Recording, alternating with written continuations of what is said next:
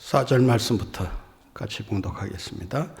그 흩어진 사람들이 두루 다니며 복음의 말씀을 전할세 빌립이 사마리아 성에 내려가 그리스도를 백성에게 전파하니 무리가 빌립의 말도 듣고 행하는 표적도 보고 한 마음으로 그가 하는 말을 따르더라. 많은 사람에게 붙었던 더러운 귀신들이 크게 소리를 지르며 나가고 또 많은 중풍병자와 못 걷는 사람이 나으니 그 성에 큰 기쁨이 있더라. 그 성에 시몬이라 하는 사람이 전부터 있어 마술을 행하여 사마리아 백성을 놀라게 하며 자칭 큰 자라 하니 낮은 사람부터 높은 사람까지 다 따르며 이르되 이 사람은 크다 일컫는 하나님의 능력이라 하더라. 오랫동안 그 마술에 놀랐으므로 그들이 따르더니 빌립이 하나님 나라와 및 예수 그리스도의 이름에 관하여 전도함을 그들이 믿고 남녀가 다 세례를 받으니 시몬도 믿고 세례를 받은 후에 전심으로 빌립을 따라다니며 그 나타나는 표적과 큰 능력을 보고 놀라니라. 아멘.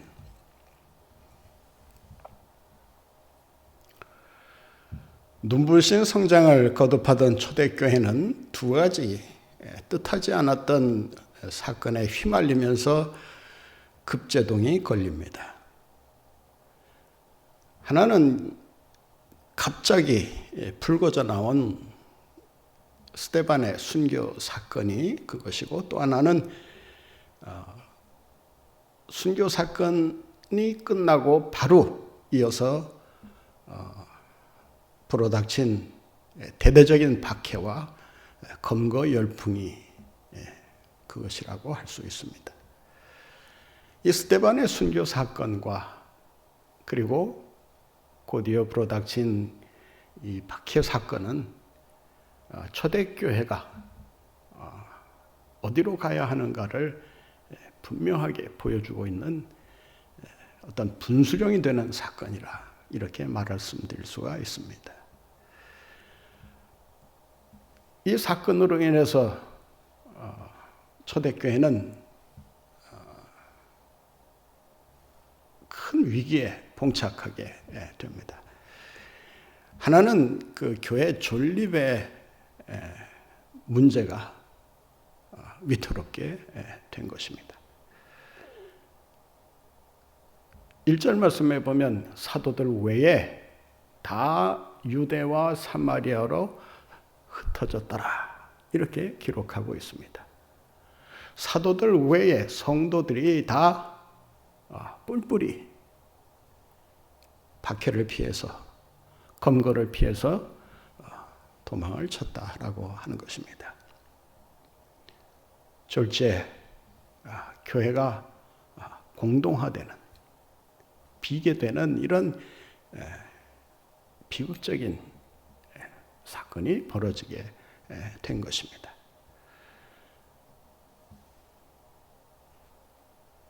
모임도 제대로 가질 수가 없었고, 또 성도들이 없다 보니 예배도 아마 제대로 드릴 수가 없었을 것입니다. 과연 이런 상태로 교회가 계속 존립해 나갈 수 있을까라고 하는 데 대한 의구심이 퍼지기 시작을 한 것입니다.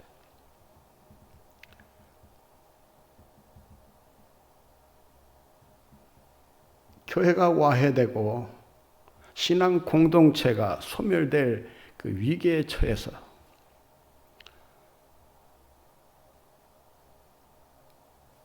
과연 초대교회가 언제까지 살아남을 수 있을 것인가?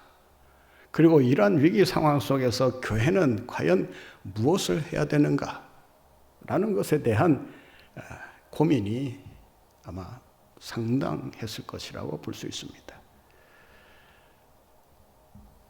성도들이 다 떠나간 예루살렘 교회를 지키는 그 사도들을 한번 생각해 보시기 바랍니다. 사도들이 교회를 지키기 위해서 교회에 모여 있었는지, 아니면 또 잠시 바람이 지나가기를 기다려 은신처에 머물러 있었는지 알 수는 없지만 어떻든 예루살렘에 머물게 된 사람들은 사도들이었다라고 하는 것입니다. 아마 도망친 가족들을 계속해서 돌봐야 할 그런 문제가 생겼을 수도 있고, 또 상황이 어떻게 변할지 모르는 상황에서 사도들마저 경고망동할 수가 없었기 때문에 위험을 무릅쓰고 예루살렘 교회에 남아 있었다라고 할 수 있을 것입니다. 이유 어찌되었든 초대교회는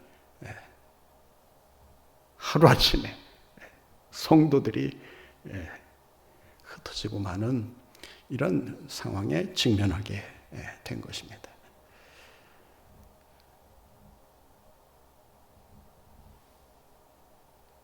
이 사건만 놓고 보면 초대교회가 과연 살아남을 수 있을런지에 대한 이런 생각을 안 가질래야 안 가질 수가 없게 되었다라고 할 수 있습니다.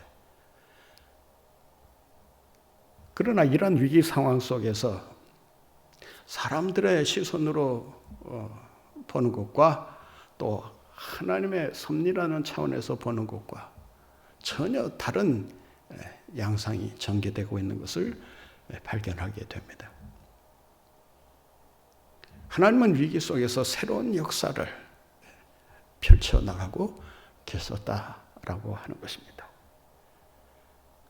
우리는 이 위기 속에서 한 가지 중요한 사실을 발견하게 됩니다. 위기를 허락하신 이도 하나님이시고, 위기를 타개 나갈 수 있는 길을 여시는 분도 하나님이시고, 그 위기를 극복해 나갈 수 있는 능력을 주시는 이도 하나님이시다라고 하는 것입니다. 사람의 눈으로 볼 때는 과연 초대교회가 계속 존재할 수 있을까라고 생각하게 될지 모르지만, 그러나 하나님은 그 속에서 새로운 일을 하고 계셨다라고 하는 것입니다. 그 새로운 일이란 뭐냐? 몇 가지 차원에서 생각해 볼 수 있습니다. 하나는 그 위기를 겪으면서 기독교에 대한 인식이 달라지게 되었다라고 하는 것입니다. 스데반의 순교로 인해서 기독교를 믿는 것이, 예수를 믿는 것이, 복음을 믿고 따르는 것이 매우 위험한 일이라는 사실을 사람들에게 각인시켜 주었던 것입니다. 동시에 위험스러운 일일 뿐만 아니라 어쩌면 가족 전체가 해를 받을 수도 있는 그런 엄청난 결단을 요구하는 일이라는 것을 사람들이 깨닫게 된 것입니다. 그러한 위험성에 대한 인식도 인식이지만 더 나아가서 사람들의 생각에 기독교라고 하는 종교가 뭔가 다르긴 다르구나.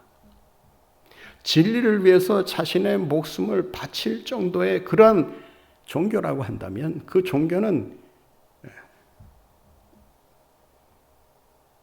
참일 가능성이 다분하다. 당시에 존재했던 그 이방 우상 종교들은 대부분 인생의 어떤 성공과 축복을 약속하는 그런 차원에서 유지를 하고 있었기 때문에 고난이나 핍박이 오면 믿던 종교를 하루아침에 내던지고 다른 길로 갈 수 있는 그런 여지가 다분히 있었다는 것입니다.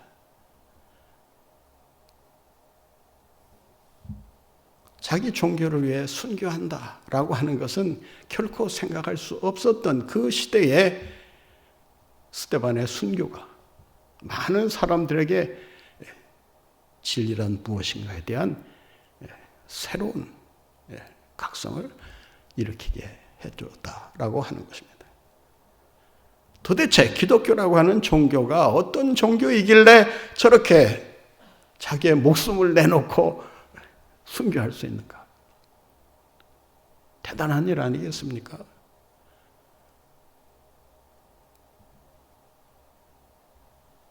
우리 6.25 전쟁 때만 해도 공산당들이 교회를 습격하고 약탈하면서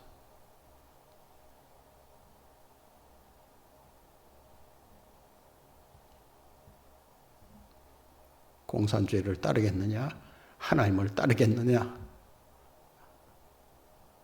협박하면서 그 자리에서 직결 처형을 하지 않았습니까? 그런 상황을 우리가 놓고 본다면 자기가 믿는 하나님, 그리고 자기가 구원자라고 믿고 확신하는 예수 그리스도를 위해, 복음을 위해 자기 목숨을 바친다.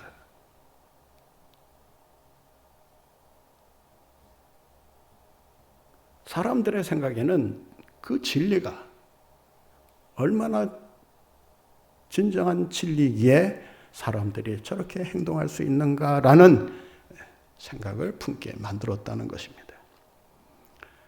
이러한 인식이 로마 대중에게 퍼져가면서 훗날 로마가 국교화되는 그 요인 중에 하나로 작용하게 됩니다.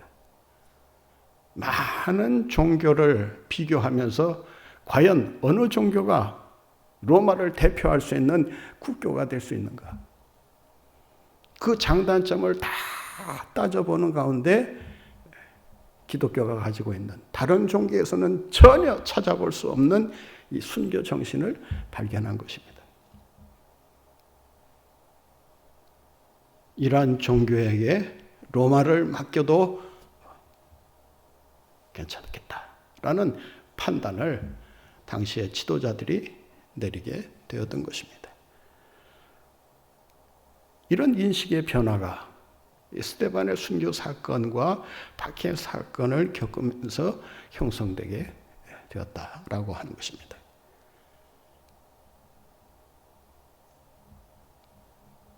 이것이 하나님께서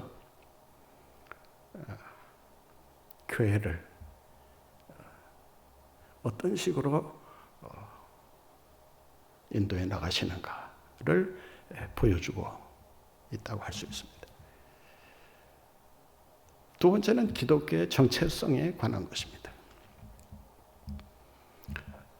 당시 기독교가 신흥 종교로 대중에게 소개되었을 때만 해도 대중들은 이런 생각을 하게 됐습니다. 아, 기독교, 그 종교는 유대 종교에서 나온 그저 유대 종교의 한 분파에 불과할 뿐이다.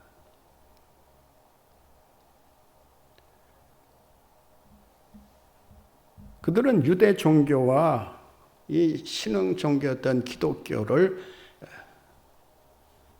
동일한 관점에서 바라보게 되었다고 하는 것입니다. 그런데 점점 시간이 갈수록 기독교만이 가지고 있는 그 탁월한 정체성이 빛을 발하기 시작을 합니다. 기독교만이 가지고 있는 그 정체성이 뭐냐? 바로 예수 그리스도의 수완과 부활이라는 그 복음의 그 초점이 모아지게 된 것입니다. 유대 종교는 율법과 선민의식 그리고 성전을 중심으로 한 제사, 그것이 유대 종교를 형성하고 있었던 정체성이라고 한다면, 기독교는 율법을 떠나 율법을 넘어선 복음이라고 하는 그런 구원의 말씀을 전하게 되었던 것이고, 더 나아가 우리의 구원을 위해 예수 그리스도가 이 땅에 메시아로 오셔서 순환을 받으시고 죽으시고 부활하셨다. 부활하신 예수 그리스도를 증거하는 가운데 이 박해 사건이 벌어지게 된 거 아닙니까? 만약 스데반이 설교하면서 예수 그리스도의 순환과 부활을 얘기하지 않았더라면 그냥 무난히 유대 종교와 비슷한 종교로 인식하고 넘어갔을 거예요. 그런데 예수 그리스도의 순환과 부활을 들먹이면서 예수 그리스도의 죽음에 누가 관여했느냐? 바로 너희들이 아니냐. 그 책임을 물으면서 회개를 촉구하는 이 스데반의 설교를 더 이상 용납할 수가 없었던 것입니다.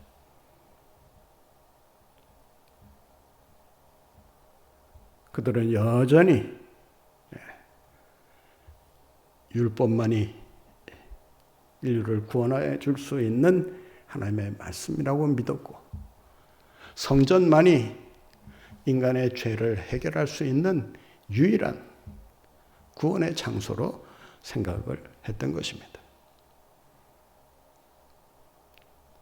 율법을 대신하는 예수 그리스도의 복음, 성전을 대신하는 예수 그리스도의 순환과 부활, 이것이 서로 대척점에 서게 되면서 유대 종교와 전혀 다른 길을 걷게 된 것이라고 할 수 있습니다.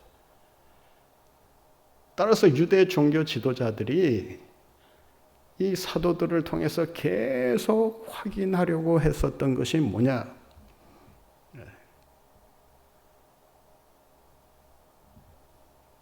자기네들이 주장하는 것처럼 율법을 통해서 구원을 받았느냐? 또 하나님의 택한 백성들이 하나님의 부르심을 받은 자들만이 구원을 받는가? 이런 사실을 그들이 놓고 끊임없이 사도들의 입장을 추궁해 들어갔지만, 사도들이 예수 그리스도의 순환과 부활을 계속 증거하는 가운데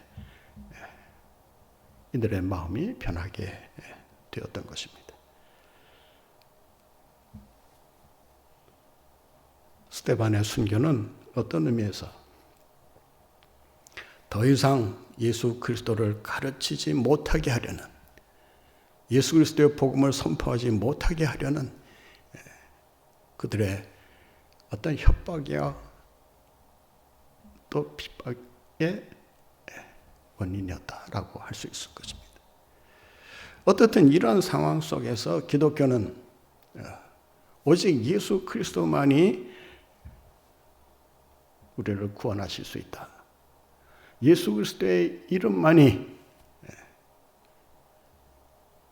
우리를 하나님의 자녀되는 권세를 주실 수 있다라는 이런 논점에서 계속 예수 그리스도를 증거하게 되었던 것입니다.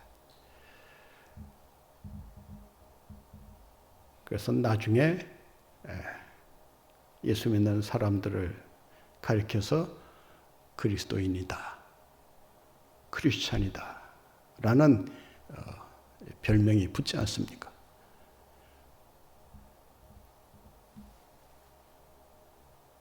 그러니까 기독교라고 하는 종교는 오직 유일한 구원자이신 예수 그리스도를 믿는 그 믿음 안에서 우리가 바른 신앙생활을 할 수 있다는 것을 얘기하고 있었다는 것입니다. 이런 기독교의 정체성이 확립되는 이런 계기가 이 스데반의 순교로 인해서 일어나게 되었던 것입니다. 또 하나는 평신도들의 역할이 두드러지게 나타났다라고 하는 것입니다. 우리가 사도행전 하면 사도들의 행적을 기록한 책이라고 알려져 있지 않습니까?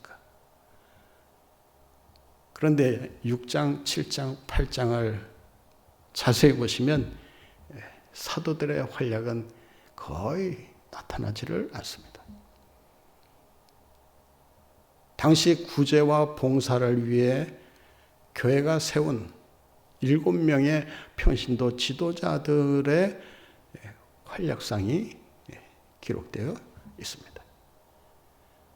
따라서 6장, 7장, 8장만 놓고 보면 사도행전이라고 하기보다는 평신도 행전이라 이렇게 불러도 전혀 손색이 없다라고 하는 것입니다.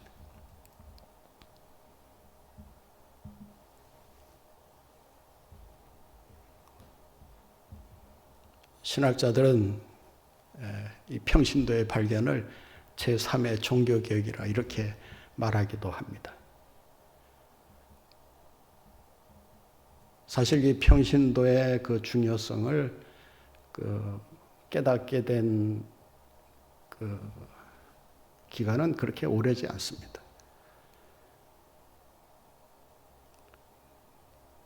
우리나라에서도 이 평신도의 중요성이 언제부터 강조되기 시작했는가라고 한다면 1990년대부터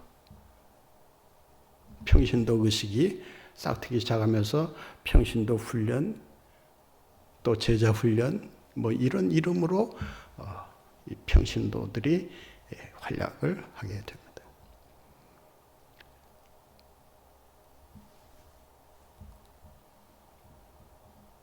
사도들은 예루살렘에 남아있고 성도들은 흩어져 도망다니는 그런 상황 속에서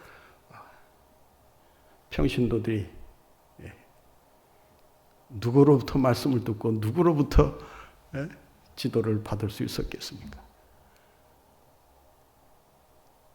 사도들이 도망가는 성도들을 따라가면서 복음을 전하고 선포하고 가르쳤다는 말은 성경에 나와 있지를 않습니다.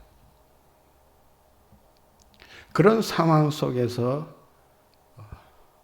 평신도 지도자들이 제 몫을 감당하게 됩니다.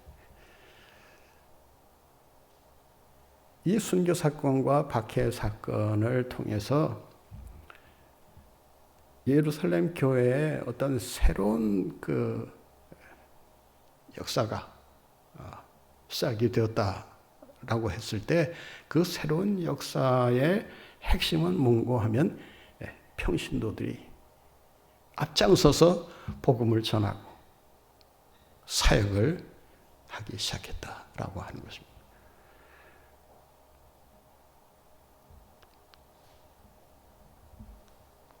대부분 7 집사라 이렇게 이제 초대교회 집사라고 자꾸 우리가 부르는데 성경에 보면 집사라는 말이 나와 있지는 않습니다. 단지 구제와 봉사를 위해 섬길 사람들을 택하기 위해서 7사람을 지명해서 추천을 했던 것입니다. 당시에는 집사 제도가 생기지도 않았을 뿐만 아니라 사도들에 의해서 움직이는 그러한 교회 형태였기 때문에 당시 평신도들 가운데 성경 지식이 좀 남다르고 또 어떤 세상적인 그런 학식도 갖추면서 다른 사람들로부터 칭찬받는, 존경받는 이런 성령 충만한 사람들을 택해서 나름 교회를 운영해 나가도록 그냥 운영위원으로 세웠을 뿐이에요. 그런데 이 사람들이 정작 교회 위기가 닥치니까 단순히 구제와 봉사를 위해 세웠던 사람들이 하루아침에 사도들이 하는 역할을 수행하게 되었다라고 하는 것입니다. 우리나라도 이 목회자들이 귀하고 교회는 여기저기 막 세워지는데 준비된 교육자들이 없을 때는 그 교회 가운데 그래도 좀 공부도 좀 하고 또 세상 경험도 있는 그런 분들을 영수라는 직함을 줘서 그 교회를 대표하고 또 지도해 나가도록 그렇게 했던 때가 있습니다. 그러니까 한국 교회도 처음서부터 뭐 완벽하게 어떤 제도와 질서가 갖춰진 상황에서 시작되고 진행된 것이 아니라고 하는 것입니다. 어쨌든 이런 상황 속에서 스데반의 순교도 그렇지요. 또 오늘 본문에 등장하는 빌립이라고 하는 이 인물도 역시 사도들의 역할을 수행하면서 사마리아 성에 성령의 바람을, 복음의 바람을 불어넣고 있는 것을 보게 됩니다. 오늘 본문 말씀을 한번 같이 보실까요? 5절, 6절, 7절 같이 봅니다. 빌립이 사마리아 성에 내려가 그리스도를 백성에게 전파하니 무리가 빌립의 말도 듣고 행하는 표적도 보고 한 마음으로 그가 하는 말을 따르더라. 많은 사람에게 붙었던 더러운 귀신들이 크게 소리를 지르며 나가고 또 많은 중풍병자와 못 걷는 사람이 나으니 전하는 말씀과 나타나는 표적이 동시에 일어나면서 사마리아 사람들을 복음으로 깨우기 시작을 했다라고 하는 것입니다.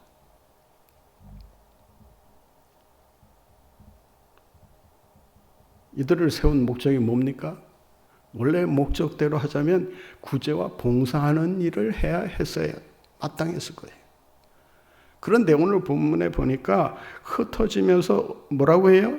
두루 다니며 복음의 말씀을 전할세. 흩어지는 교회와 또 모이는 교회의 그 특징을 한마디로 한다면 이런 말을 할 수 있습니다.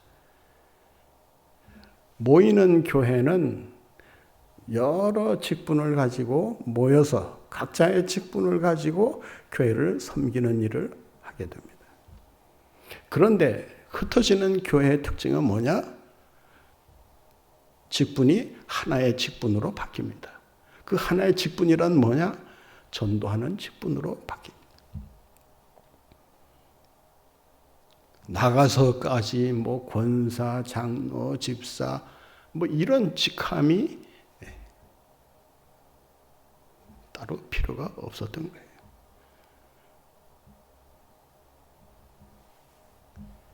이들은 흩어지면서 주님의 말씀을 전하는 그리고 예수의 이름으로 표적을 행하면서 많은 사람들을 교회 안으로 끌어들이면서 복음을 믿도록 역사하고 있는 것을 보게 돼요. 빌립을 가만히 살펴보면 다른 것도 아니고 700년 가까이 그 어떤 민족적인 장벽에 둘러싸여 있던 그 사마리아 사람에게 복음을 전하는, 이 일을 시작했다라고 하는 것은 뭐 어쩔 수 없이 사마리아로 도망갈 수밖에 없어서 거기에서 복음을 전했다라고 할 수 있지만, 그 700년 가까이 내려오는 그 어떤 민족의 장벽,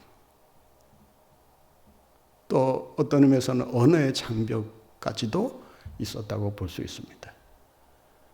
왜냐하면 아수르가 사마리아를 점령하고 나서 이주 정책을 펴게 됩니다. 그래서 사마리아에 살고 있던 유대인들을 다 아수르로 끌고 가고, 또 아수르 사람들을 강제로 이주시켜서 또 남아있는 사마리아 사람들과 혼인을 하게 하는 이런 그 혼혈 정책을 폈던 것입니다. 이런 상황에서 그 아수르 사람들이 사마리아로 이주해 오면서 무엇을 가지고 왔겠습니까? 자기네들이 사용하는 언어, 문화, 종교, 우상, 뭐 이런 거 다 가지고 왔지 않았겠습니까? 또 야훼를 믿는 사람들, 하나님을 믿는 사람들을 다 데리고 또 아수르로 또 이주시켰기 때문에 어떻게 보면 사마리아는 영적인 공동화 현상이 나타나고 있었다라고 할 수 있습니다. 영적인 무질서와 혼탁이 아마 사마리아에 가득 넘치지 않았을까. 이런 상황 속에서 빌립이 사마리아로 들어가서 복음을 전합니다. 굉장한 용기가 필요했을 것입니다. 그런데 사마리아 성에 바람이 불기 시작하는데 기폭제 역할을 한 인물이 등장합니다. 아주 흥미로운 인물인데 오늘 본문 말씀에 보면 그 사람을 가리켜서 시몬 호 마구스, 이 마구스라는 말은 이 매지션, 이 마술사를 가리킵니다. 그러니까 마술사 시몬. 이 시몬이라는 사람을 만나게 하심으로써 사마리아가 복음의 물결을 타고 계속 성장하게 돼요. 그래서 오늘 본문 말씀에 보면 9절에 그 시몬이라는 사람을 가리켜서 이렇게 말합니다. 그 성에, 중요합니다. 그 성에 시몬이라 하는 사람이 전부터 있어. 중요합니다. 전부터 있어. 이 사람이 가지 사마리아에 와서 활동하고 있지 않았다는 거예요. 전부터 있어. 그 전부터가 출생부터인지 아니면 뭐 나이가 들어서 사마리아로 왔는지 정확히 알 수는 없지만 사마리아에 머문 지가 오래되었다라는 것을 이야기합니다.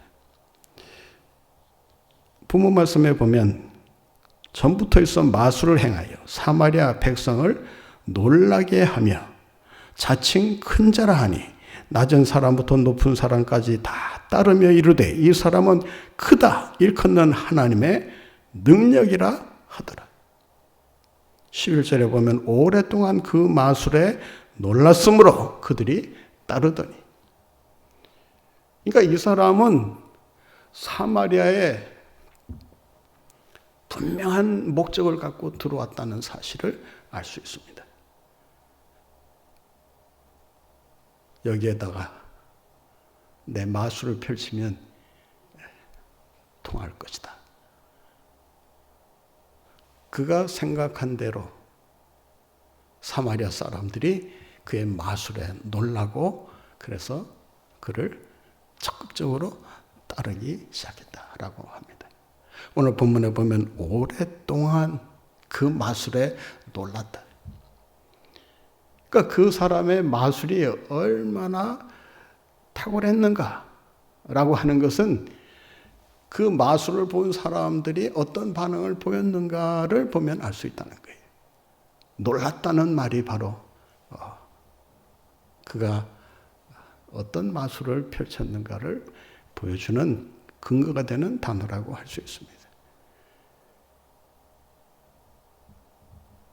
오랫동안 영향을 미친다라고 하는 것은 그 사람의 마술이 얼마나 뛰어났는가를 보여주기도 하지만 오랫동안 영향력을 미칠 수 있도록 나름대로 세심한 관리를 했다라고 하는 것입니다. 인기 관리일 수도 있고 또 자신의 마술이 들통나지 않고 사람들에게 계속 먹힐 수 있도록 하기 위해서 아마 나름대로 자기의 마술을 비밀리에 갈고 닦으면서 그 마술을 통해서 사람들을 현혹했다라고 하는 것입니다. 자, 여기에서 시몬을 설명하는 몇 가지 단어를 주목할 필요가 있습니다. 첫째는 그 성에, 그 성은 바로 사마리아 성입니다. 사마리아 성은 어떤 성이냐? 말씀드린 것처럼 영적인 공동현상, 빈현상이 그 어느 지역보다 두드러지게 나타나고 있었던 것입니다. 하나님을 믿는 백성들이 다 끌려가거나 또 포로로 붙잡혀 강제 이주당하면서 하나님을 믿는 사람들이 사라지게 되고 또 이방 아수르 사람들이 대거 이주해 오면서 이방 문화와 이방 종교들이 사마리아를 점령했을 것이 이미 분명합니다. 그런 상황 속에서 영적으로 취약하게 이를 데 없는 이 사마리아 성에 마술을 통해서 사람들을 놀라게 하고 사람들의 어떤 시선을 끌면서 돈벌이를 하려고 했을 때 그 어느 지역보다 성공할 수 있었던 그런 환경이 조성되어 있었다라고 할 수 있습니다. 부산의 복음화율이 과거 제가 올 때 7%, 8% 얘기했습니다. 우리 한국의 전 지역 가운데 가장 낮은 복음화율이 그 통계로 나온 지역이 부산으로 되어 있었는데 이 복음화율이 낮다는 것은 뭘 말하는 거 하면 미신이나 그 다른 그 종교에 상당히 그 영적으로 그 취약한 그런 지역이라고 할 수 있습니다. 그래서 그런지는 몰라도 우리 한국의 대표적인 이단들이 다 어디에서 출발했는지 아십니까? 대부분 부산에서 출발을 합니다. 제가 와서도 그 이단들이 신문에 대대적으로 광고하면서 뭐 지금도 마찬가지지만 뭔가 있는 것처럼 선전하고 호도하고 할 때 많은 사람들이 그냥 영적인 분별력을 갖지 못한 채 다 넘어가고 했다는 것입니다. 이런 상황 속에서 우리가 사마리아를 이렇게 비교해 보면 아마 어떤 이단이 들어와도 능히 사람들을 속일 수 있는 그런 여건이 준비되어 있었다라고 할 수 있을 것입니다. 그 성에 그가 뭘 행했다고 그래요? 시몬이라는 사람이 전부터 있어 무엇을 행했다? 마술을 행하여. 이 마술을 행했다라고 하는 말은 오늘날처럼 어떤 유흥을 위해서 재미삼아 하는 마술이 아니라는 거예요. 마술을 행했다라고 하는 이 말에는 마술을 돈벌이로 이용했다라고 하는 것입니다. 마술인 눈속임이라고 하는 건 다 아시죠? 아직도 마술 믿고 있습니까? 어떤 분은 그 마술이 신기하니까 아무리 눈을 부릅뜨고 무슨 속임수가 있는가 살펴봐도 모르겠다는 거예요. 너무 사실처럼 깜짝같이 사람을 속이니까 모자에서 비둘기가 그냥 포득하고 나오면 야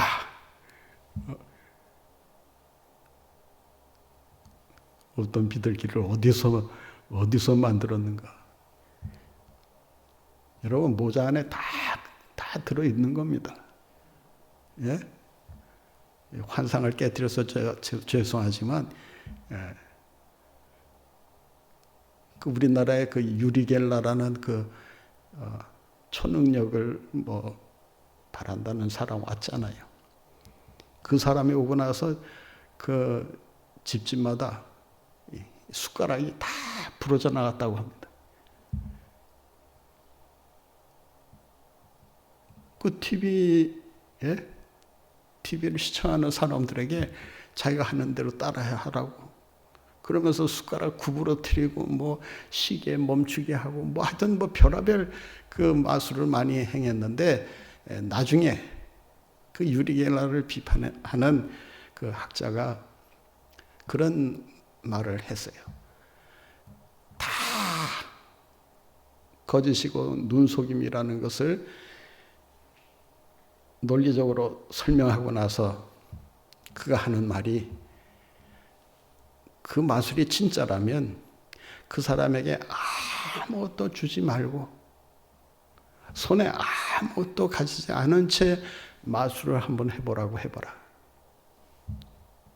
절대 못한다는 거예요. 이런 얘기를 다 여기서는 할 수는 없고 어떻든 돈벌이 차원에서 이 시몬이라는 사람이 마술을 행했다는 거예요. 근데 그 마술이 얼마나 대단했는가 하면 오늘 말씀에서 이렇게 얘기합니다. 낮은 사람부터 높은 사람까지 다 따르며 이르되 이 사람은 크다 일컫는 하나님의 능력이라. 하나님의 능력입니까? 마술을 행했는데 사람들은 그 마술이 얼마나 교묘하고 얼마나 정교한지 사실을 분간하지 못하고 하나님의 능력이 아니고는 이런 마술을 행할 수 없다는 착각을 할 정도로 하나님의 능력으로 오인할 정도로 그렇게 그의 마술이 대단했다라고 하는 것입니다. 그러니 얼마나 많은 사람들이 그를 따랐겠습니까? 여기에 보면 오랫동안 그 마술에 놀랐으므로 그들이 따르더니, 오늘날로 말하면 팬덤 현상이 일어난 거예요. 그 유명한 그 인기 연예인들 그 추종하고 따르는 사람들 있잖아요.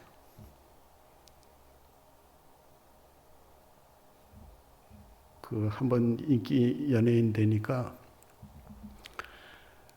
뭐 최고급 도시락도 배달해다 주고 뭐 한다 하면 또 뭐 선물도 그냥 명품으로 그냥 준비해서 공세를 펼치고 뭐 하여간 이 추종자들이 이 팬이라고 하는 사람들이 하여튼 열광적으로 그렇게 지지하고 후원을 한다는 거예요. 그러니까 그런 현상이 뭐 당시 무슨 연예인이 있었겠습니까? 뭐가 있었겠습니까? 뭐 놀랄 일이 뭐 얼마나 있었겠습니까? 그런데 자신들을 흥분시키고 자신들을 깜짝 놀라게 해주는 마술사가 나타났으니 사람들이 그 마술사를 얼마나 따르고 지지하고 추종했겠느냐. 오늘 본문에 보면 따르니라는 말이 반복해서 등장하는데 그의 인기가 어느 정도였는가를 가늠해 볼 수 있는 그런 단어라고 할 수 있습니다. 어떻든 이런 상황 속에서 빌립이라고 하는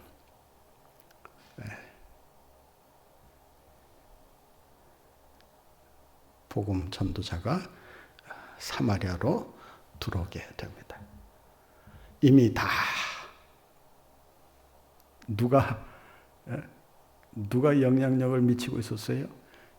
이 마술사 시몬이 다 사람들의 어떤 그 마음과 영혼을 훔치고 있었는데 느닷없이 빌립이라고 하는 복음 전도자가 나타나더니 사람들의 인기를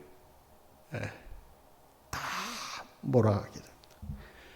그러니까 자기에게로 향하던 사람들이, 추종자들이 자기를 쫓다가 마술사보다 더 뛰어난 능력을 행하는 빌립을 보고 빌립을 따르기 시작을 합니다. 일이 이쯤 되니 시몬인들 가만히 있을 수 있었겠습니까? 아마 제가 빌립의 마술사 입장이라면 빌립이 나타났을 때 이런 생각을 먼저 했을 거예요. 빌립이 하는 것을 유심히 지켜보는 가운데 한번 대결해서 한번 붙어볼 만하다. 내가 한번 일전을 불사해서 저 사람을 꺾게 되면 나를 떠났던 대중들이 다 내게로 돌아오지 않겠나. 또 하나는 빌립의 능력을 가만히 지켜보면서 도저히 내 힘으로는 따라하기 어렵겠다라는 판단이 들었을 때 아마 질에 꼬리를 내리고 항복 선언을 하는 뭐 이런 행동을 취할 수도 있었을 것입니다. 또 게임이 되진 않지만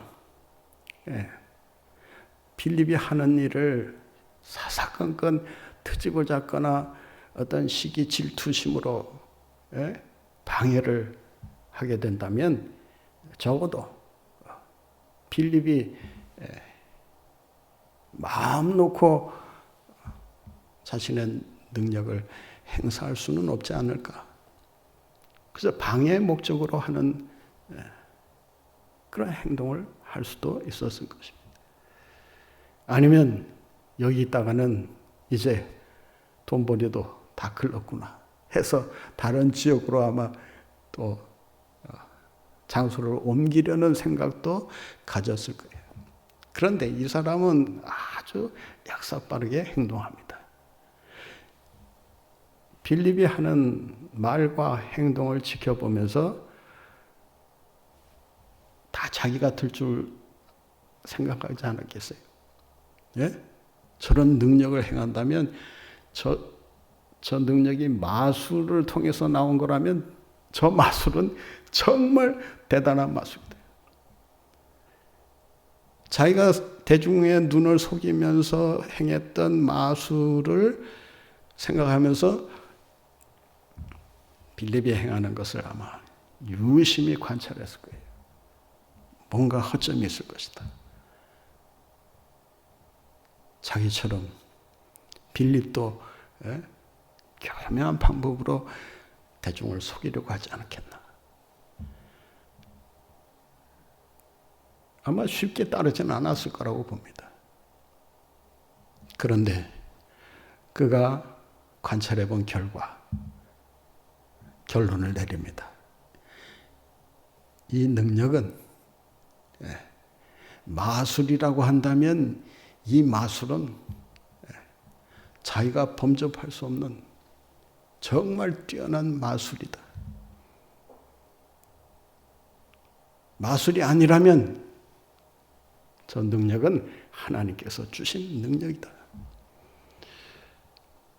그런 그 빌립이 행하는 것을 보면서 오늘 본문에 보니까 세례를 받고 전심으로 빌립을 따랐다라고 되어 있습니다. 자, 다음 시간에 이 시몬의 이야기가 계속되기 때문에 여기에서 어느 정도 마무리를 지으려고 합니다. 스데반의 순교와 이 곧이어 그 불어닥친 박해, 이 검거 열풍이 초대교회로 하여금 새로운 눈을 뜨게 해줬다라고 하는 것입니다. 우리에게 닥치는 삶의 위기는 어떤 의미에서 우리의 사명을 다시 자각하게 만드는,